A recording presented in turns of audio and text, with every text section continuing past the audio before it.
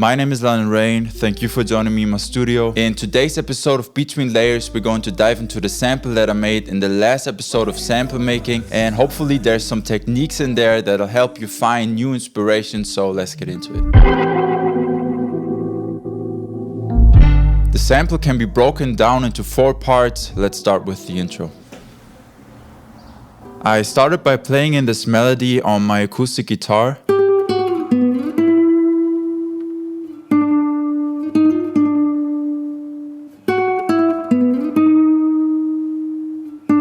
Here's why this melody is pretty strong. First of all, the distance or the intervals in between the notes are varying a lot. For example, I start with a semitone followed by a perfect 5th and 4th. Having this mixture of bigger and smaller steps can make your melodies a lot more interesting. Definitely don't overdo it with that though, because it can get confusing pretty quickly. That's why I only use semi and whole steps for the second bar. The third bar is a good example for evolving your patterns, which is an essential tool for writing more interesting melodies while maintaining cohesiveness. As you can see, the intervals are almost the same as in the first bar. The direction of the movement in between the notes is the exact same. The only thing that really changed is the general pitch. So we basically have something new and interesting but recognizable.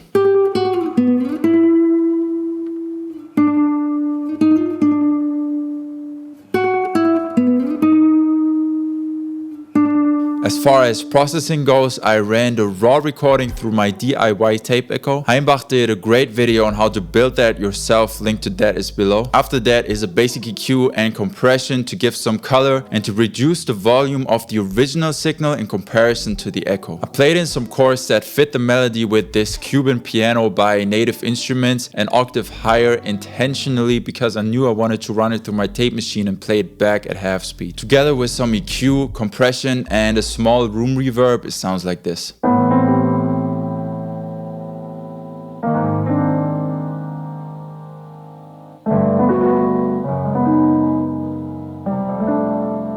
I took the main melody, added some lyrics and sang that in. Treated with EQ, compression and mellow-fi, it sounded like this. Beautiful mind, call it again. This repetition really establishes the main theme as the main theme while still keeping it interesting by using a different instrument to play it. I added some bass for contrast and to still have something harmonically that the listener is able to hold on to besides the melody, which are the root notes in this case. Beautiful mind, call it again. I added this choir at the 7th bar. Wait for the sign. Together with some Rhodes, which is kind of hinting at the electric keys that I'm going to bring in later. Wait for the sign. Right before the next part, I added some drums and one note from the acoustic guitar to connect back to what we heard in the beginning. Another thing that makes this whole intro pretty cool are the different sizes of space that I'm playing with. Small and open in the beginning. After that, the bass and the vocals are right in your ear. There's even absolute silence in between them. The choir creates this short moment of the sample really opening up before instantly closing again. For the first part, I played in the main chords with 4 different electric piano plugins and chopped those recordings in a way that they weren't clashing but seamlessly going back and forth, giving me a really unique core for the whole section. Processing wise, I put a tape echo, tremolo and mellow-fi on all of the individual tracks before summing them on my tape machine, where I also added some glitches.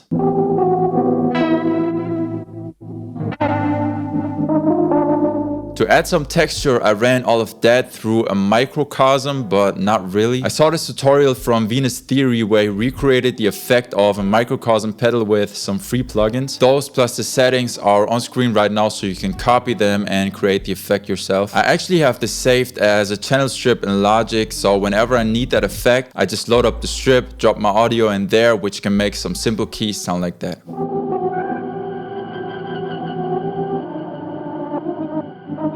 I also found a pretty cool way to get some interesting chord hits like this one. I started with a B3 organ, but you could use any instrument with a strong attack and a short release. Here's what I played in.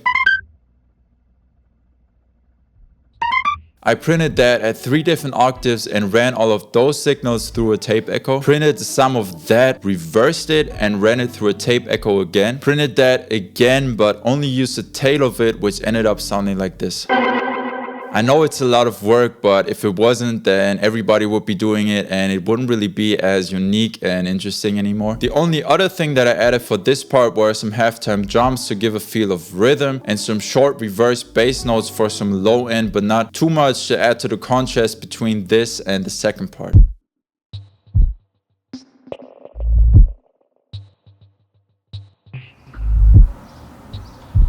I started with these drums from my favorite Arturia synth emulation and some added plate reverb.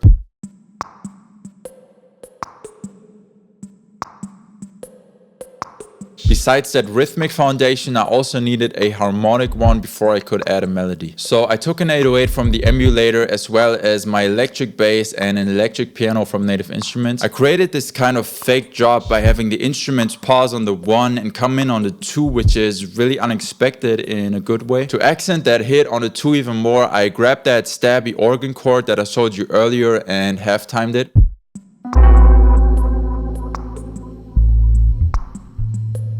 Now that I had all of my chordal information, I could move on to the melody, which had to be similar to what has already been established to make it sound logical, but not the exact same to keep things interesting.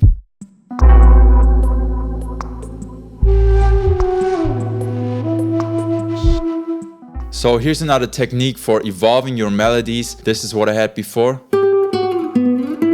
And now what the flute was playing. So I basically kept the exact same notes, but just changed the rhythm to keep it new but recognizable at the same time. Here are all of the layers for that melody, starting with the flute, which I ran through my tape machine for echo and saturation. After that is an EQ, some more saturation, and a plate reverb. The first layer is a kalimba from our very own soft kalimba virtual instrument, treated with Universal Audio's rotary speaker, which is probably my new favorite way of adding chorus to my sounds, and a tape echo. Second layer are some winds from Spitfire, which I also ran through my tape machine, treated with EQ, saturation, and a plate. Using similar processing on different sounds really helps to keep everything in the same space. The third and last layer are some strings, which are from both Spitfire Audio and Native Instruments. Through the tape again, which sounds especially nice on strings, EQ, tremolo, which I'm going to get to later, and a reverb. To fill up some space, I added a pad from my own Portasound virtual instrument. And an electric guitar with a wah pedal on it. We discussed almost all of the elements of the outro already, but let's just take a quick look at the strings and the choir. I talked about the tremolo on my string track earlier. Here's what it's actually doing. So I basically automated the depth of it to replicate that tremolo sound that an actual player could do. I put that before the reverb so it doesn't sound as harsh, and it gave me a pretty cool result.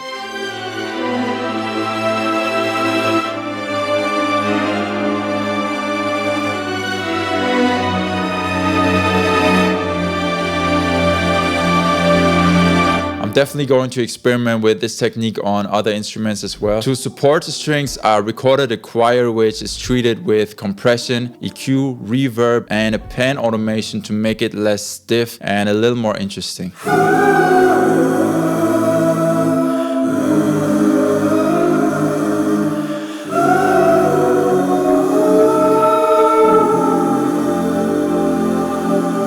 On the master is the ARTG mastering chain by Waves and Logic's optical compressor, which is basically limiting it. I just want to say that I don't think about doing any of this stuff while doing it. It's just a way of doing things intentionally until they become unintentional. But that's all I have for today. I really hope that this was helpful. The sample and the stems are over on my Patreon already. You can support what I do over there or right here by liking or subscribing. As always, I really appreciate you taking your time watching this, and I'll see you in 2 weeks. Love.